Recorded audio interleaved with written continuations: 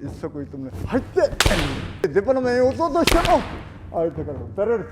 ここからは足を継がないで自然にいけるようにやっていく。これが大切です。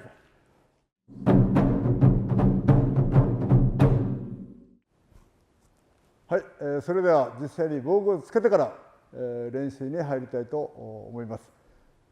まずは、先ほども言いましたけれども、一足一刀の間から足を継がないで、一拍子で打つという初歩的段階から実践の方に入っていきたいと思いま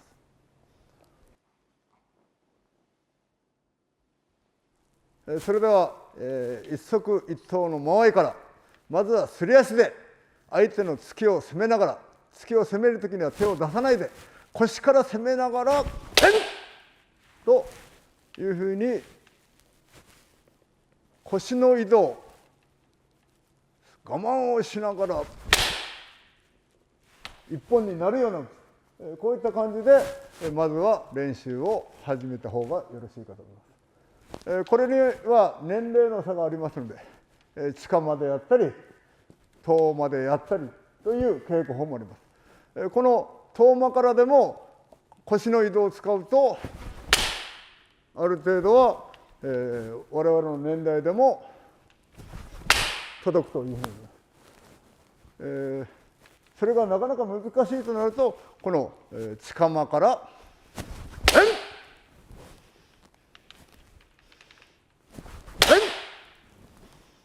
というふうな練習になって、これが実際に足を継がないで一足一刀ものから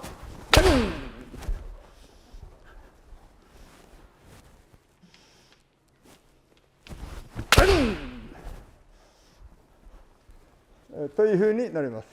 今はカメラの関係で向こうまで行きませんけども、実際には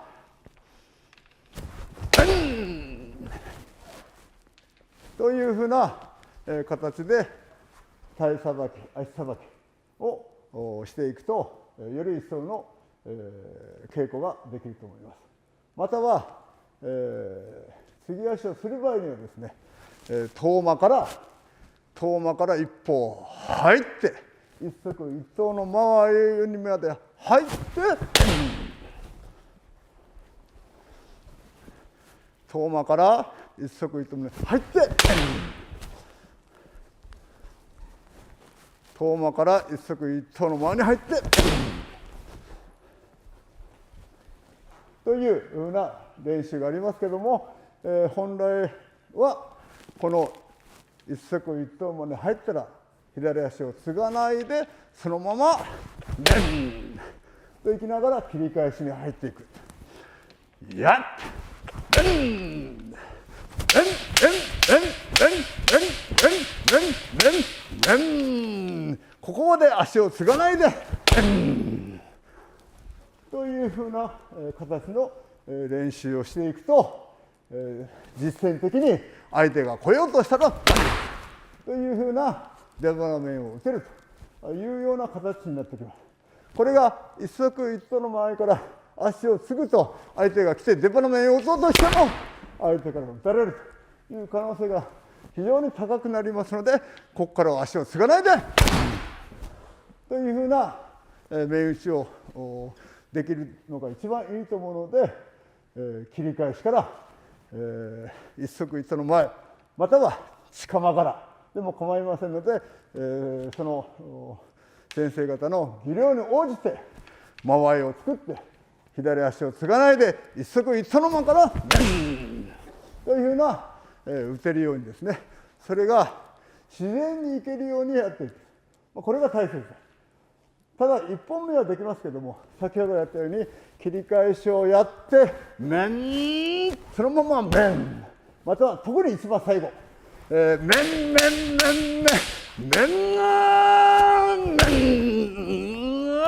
というところまでいけるかどうかというと大変これは難しくなりますので、それをできるように、普段からやっていかれるとこの切り返しだけでも十分な基本値になると思います。よーっ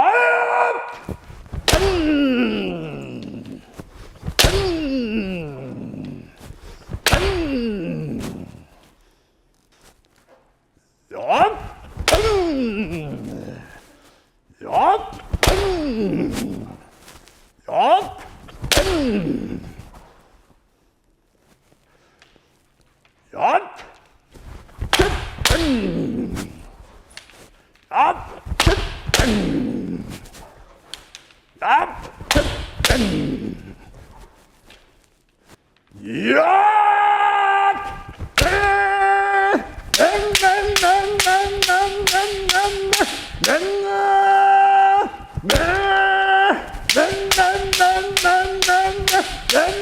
맨